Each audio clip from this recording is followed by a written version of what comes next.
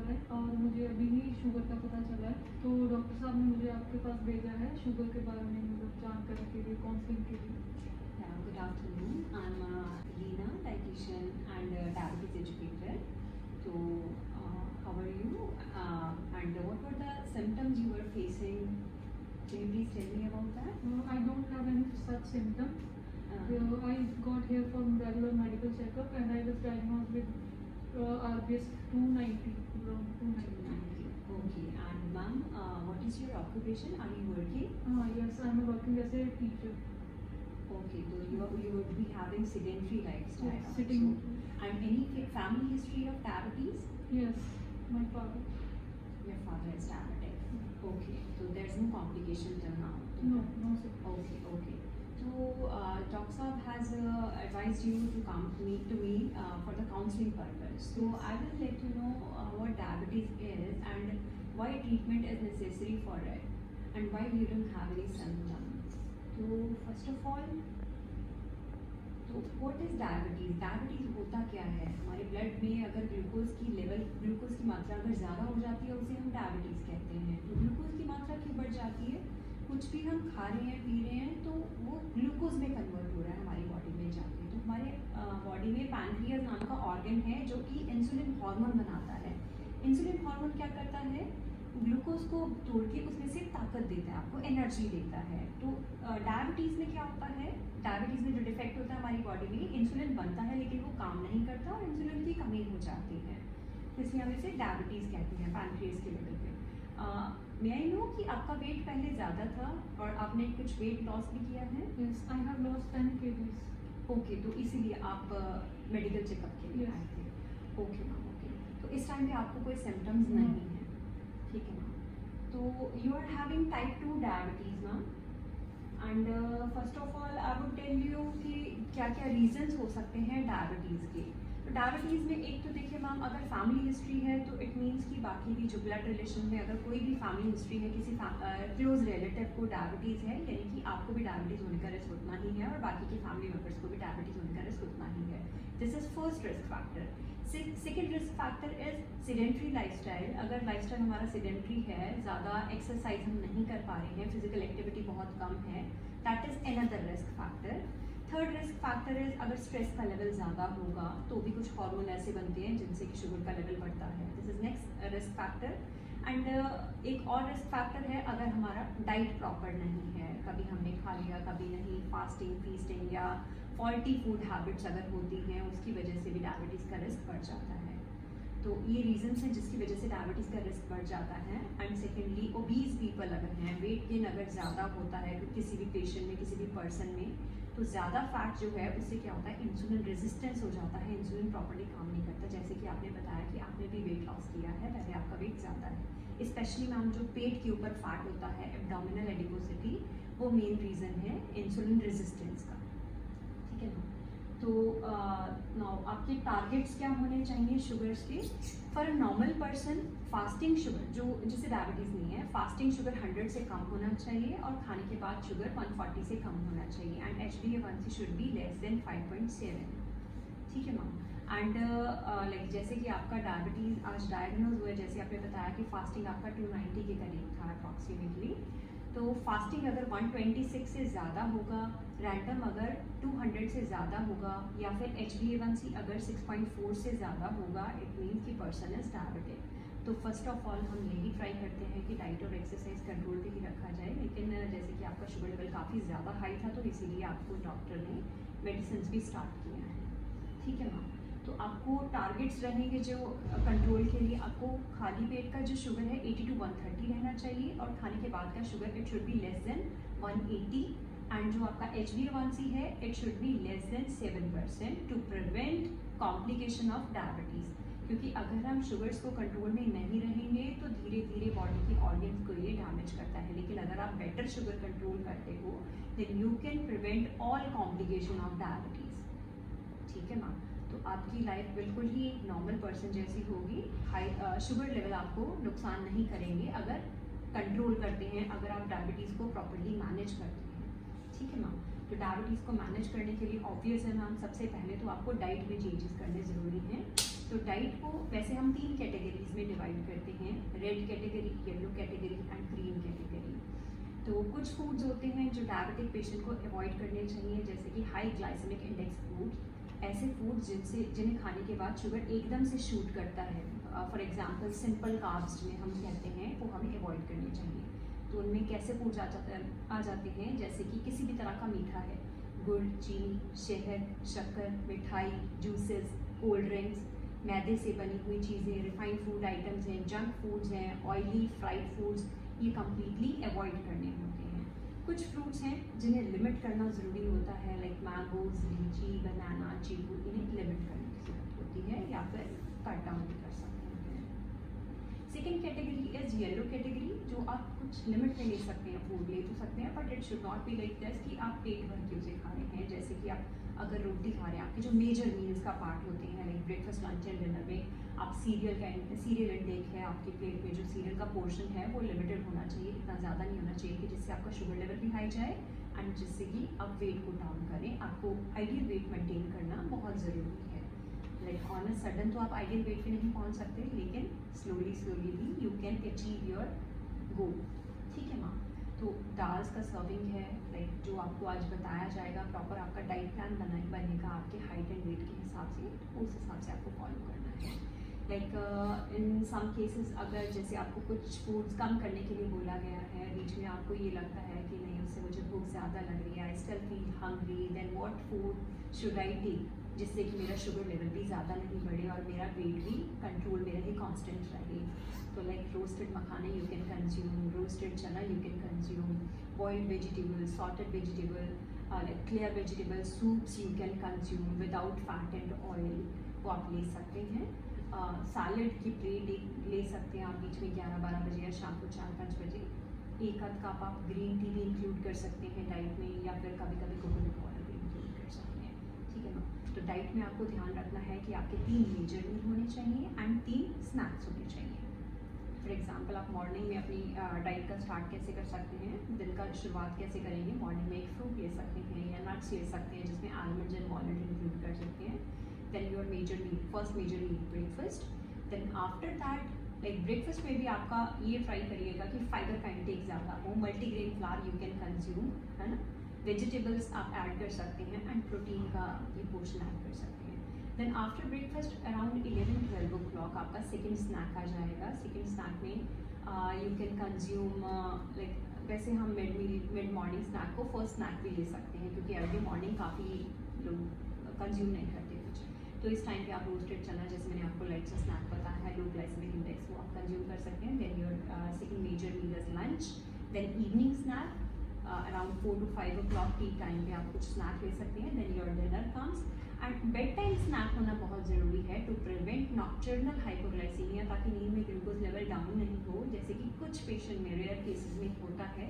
तो bed time snack, एक carbs का स्नैक होना ज़रूरी है। ठीक है मैम। तो this is all about diet. Fasting और फीस्टिंग आप अवॉइड करेंगे, मील्स को स्किप नहीं करेंगे, क्योंकि अगर आप ज़्यादा गैप डालेंगे तो फ्लक्चुएशन ज़्यादा होगी। अगर आप मिड मील स्नैक्स नहीं लेते हैं, सिर्फ 3 मेजर मील लेते हैं, तो फ्लक्चुएशन ज़्यादा रहेगी। लेकिन अगर आप शॉर्ट एंड फ्रीक्वेंट मील्स लेते हैं तो फ्लक्चुएशन कम रहेगी और स्टेबल ज़्यादा रहेंगे शुगर लेवल्स आपके। ठीक है मैम।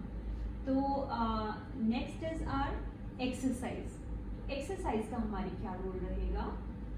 एक्सरसाइज में मैम आपका जैसे कि टीचिंग लाइन में है तो सेडेंटरी लाइफस्टाइल होने की वजह से भी आपका शुगर लेवल हाई रह सकता है एंड वो भी एक रीज़न हो सकता है कि आपको इंसुलिन रेजिस्टेंस का।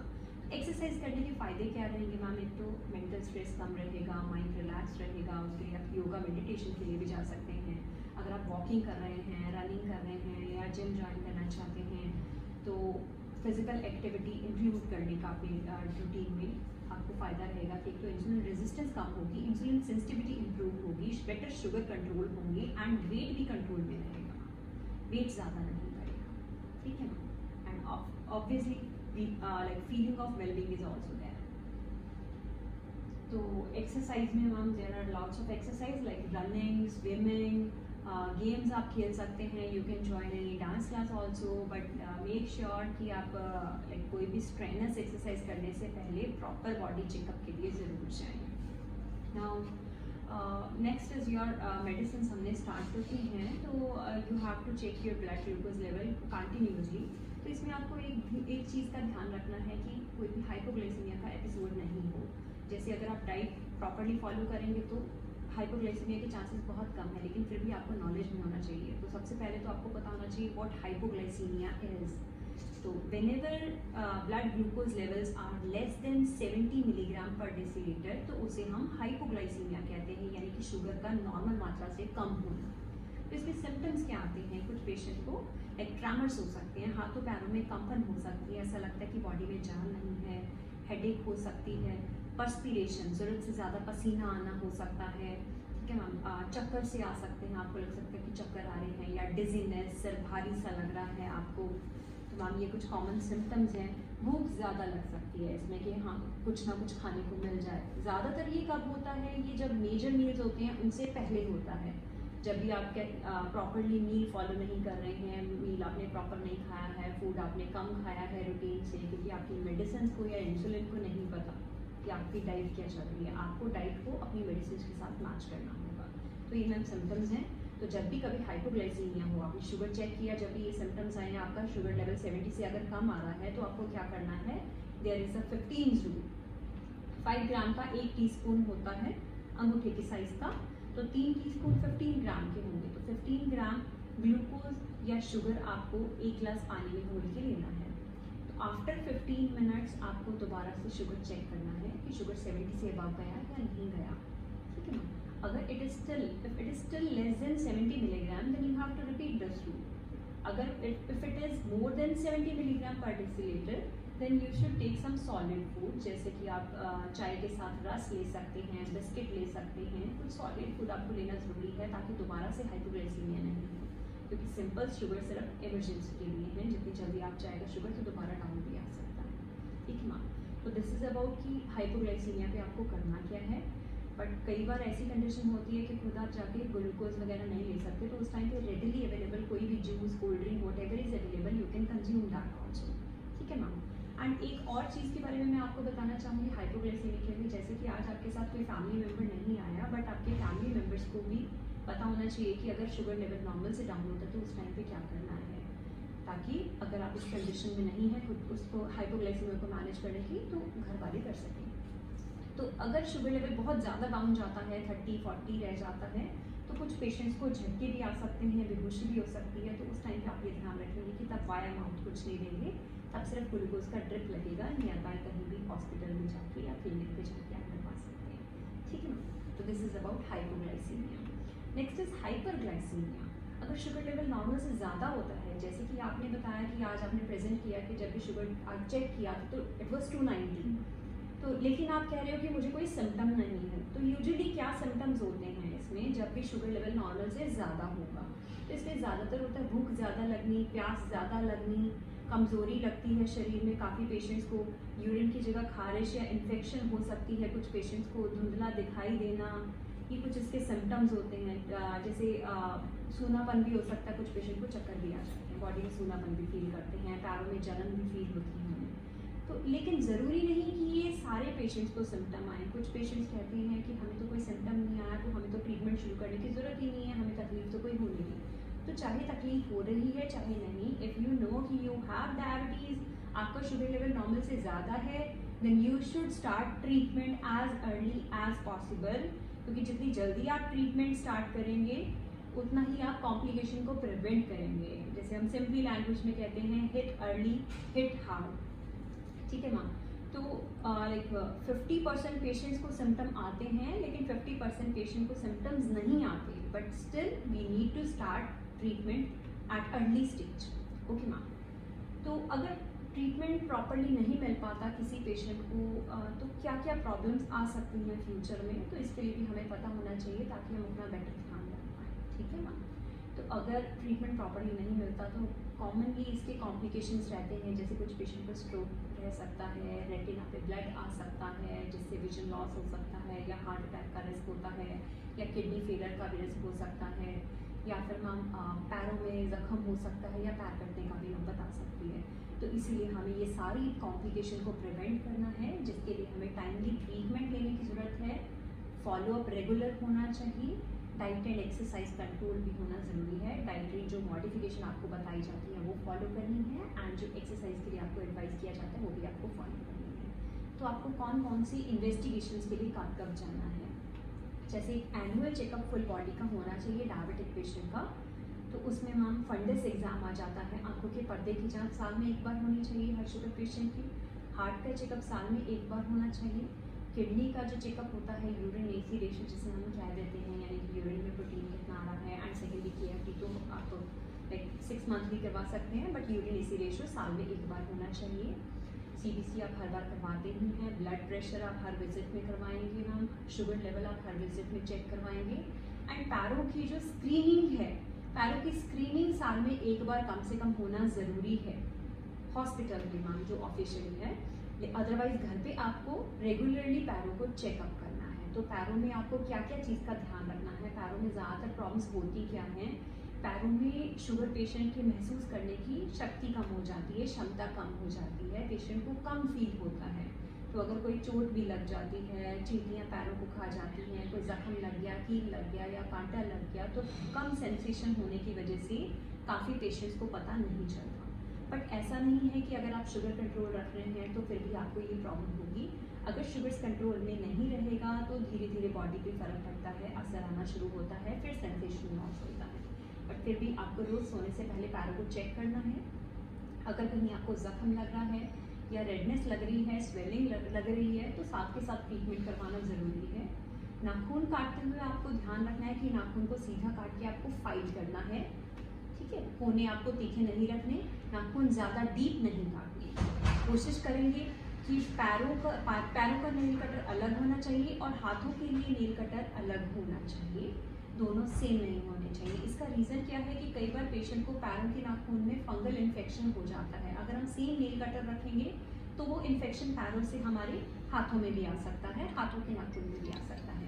गर्म ठंडे पानी की टकोर नहीं करनी, क्योंकि जैसे मैंने बताया कि सेंसेशन कम होने की वजह से ज़्यादा गर्म अगर पानी होगा तो पता नहीं चलता, कई बार छाले पड़ जाते हैं। तो अगर कभी टकोर करनी भी हो तो कोशिश करिए कि आप या तो अपनी एल्बो से चेक करें या फिर घर के किसी मेंबर से चेक करवा लें जो कि बिल्कुल हेल्दी है, ठीक है मैम, क्योंकि हम प्रिवेंशन ही क्योर है मैम, अगर प्रिवेंट करेंगे इन चीज़ों को उतना ही ज़्यादा बेटर रहेगा, ठीक है ना मैम।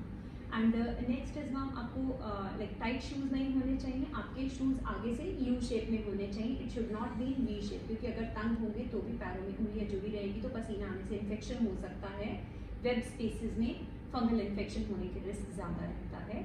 फुटवेयर कंफर्टेबल होना चाहिए, इंसोल उसका ज़्यादा सॉफ्ट नहीं होना चाहिए, क्योंकि अगर इंसोल ज़्यादा सॉफ्ट होगा तो कोई भी नुकीली चीज़ है, कील है, पत्थर है, तो सीधा पैर में लग सकता है, ठीक है मैम। और ज़्यादा हार्ड भी नहीं होना चाहिए, क्योंकि हार्ड सरफेस पे अगर आप चलते रहेंगे तो क्या होगा, चमड़ी सख्त हो सकती है, पोरी बन सकती है और पोरी के अंदर इन्फेक्शन होने का, अल्सर होने का रिस्क रहता है।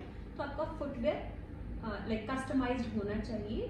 तो उसके लिए बेटर रहेगा कि आप जब भी अपना पैरों का चेकअप करवाते हैं तो अपने पोडियाट्रिस्ट से एडवाइस लेके फुटवेयर का इंसोल कैसा होना चाहिए वो आप ज़रूर उनसे चेक करवा के उनकी एडवाइस के हिसाब से ही करें, ठीक है मैम। तो this is about foot care. Cleanliness होना ज़रूरी है। जब भी आपको पैरों में, शुगर पेशेंट के पैरों में ड्राइनेस होने का रिस्क ज़्यादा रहता है, ड्राइनेस होने की वजह से भी अल्सर हो जाते हैं। तो जब भी आपको लगे कि पैर में अगर ड्राइनेस रह रहा है तो आप मॉइस्चराइजर क्रीम अप्लाई कर सकते हैं, हल्का सा अप्लाई करेंगे, ज़ोर से नहीं रगड़ेंगे, नहीं तो छाले पड़ सकते हैं, और उंगलियों के बीच में नहीं लगाएंगे, उन्हें ड्राई ही रखेंगे, बस हल्के हाथ से मॉइस्चराइजर आप लगा सकते हैं। तो this is about ma'am foot care. And next ma'am मैं कुछ आपको पिक्स दिखा सकती हूँ कि पैरों का ध्यान आपको कैसे रखना है, फुटवेयर कैसे होने चाहिए, बिना जुराबों के आपको शूज़ नहीं डालने हैं, ठीक है ma'am. About medicine part, medicine ma'am जिस मेडिसिन से कंट्रोल है we have to continue that medicine, ठीक है मैम। तो अपनी मर्जी से मेडिसिन आप बंद नहीं करेंगे, because diabetes is a controllable disease, it can not be cure. हम इसे जड़ से ख़त्म नहीं कर सकते, हम सिर्फ इसे कंट्रोल कर सकते हैं। हाँ, अगर आप बेटर कंट्रोल रखेंगे, अगर डाइटरी मॉडिफिकेशन फॉलो करेंगे, एक्सरसाइज जैसे आपको बताया वो फॉलो करेंगे, तो कभी भी कोई कॉम्प्लिकेशन नहीं आएगी। ओके मैम, तो any question you have ma'am? Yes, क्या डायबिटिक पेशेंट जो है वो प्रेगनेंसी के लिए जा सकते हैं? हाँ जी, बिल्कुल प्रेगनेंसी के लिए जा सकते हैं। उसके लिए आपको शुगर लेवल कंट्रोल में रखना ज़रूरी है। ये आपको पता होना चाहिए कि प्रेगनेंसी में काफ़ी मेडिसिन जो हैं, ओरल मेडिसिन जो डायबिटीज़ में दी जाती हैं, वो सेफ़ नहीं होती। तो उस टाइम पे हम बेटर यही एडवाइस करते हैं पेशेंट को कि जब भी आपको प्रेगनेंसी के लिए जाना हो, सबसे पहले अपना चेकअप करवाना ज़रूरी है। जैसे कि आपका HbA1c उस टाइम पे 6.5 से कम रहना चाहिए, मतलब जितना एक नॉर्मल पर्सन का रहता है प्रेगनेंसी में, शुगर्स के टारगेट कैसे रहने चाहिए। खाली पेट का शुगर आपका 100 से कम और खाने के बाद का शुगर आपका 140 से कम। TSH आपका थायराइड लेवल जो है आपका, अगर थायराइड पेशेंट है तो 2.5 से कम रहना चाहिए, अगर थायराइड नहीं है तो 1 to 4 इज नॉर्मल। ठीक है मैम। तो अगर आपका लेवल कंट्रोल में रहेगा, प्रॉपर ट्रीटमेंट चल रहा है, तो कभी भी प्रेगनेंसी में कोई प्रॉब्लम नहीं होगी ma'am. You can move for pregnancy. और प्रेगनेंसी में ऐसे बेबी को कोई रिस्क तो नहीं होता? नो मैम, अगर आपका शुगर कंट्रोल में रहेगा तो आपके बेबी को किसी भी तरह की कोई भी प्रॉब्लम नहीं हो सकती। Okay ma'am. Thank you so much. It was a nice session. Okay ma'am, welcome. And for any kind of help ma'am, आगे भी अगर आपको किसी तरह की कोई भी क्वेरी हो, किसी तरह की कोई प्रॉब्लम या ट्रीटमेंट में या लाइक बॉडी में रिलेटेड, तो हमारा हेल्पलाइन नंबर यू हैव, आपको हमारी टीम ने हेल्पलाइन नंबर दे दिया होगा, तो आप कभी भी हमें कंटैक्ट कर सकते हैं या यहाँ पे हमारे विजिट कर सकते हैं। Thank you ma'am.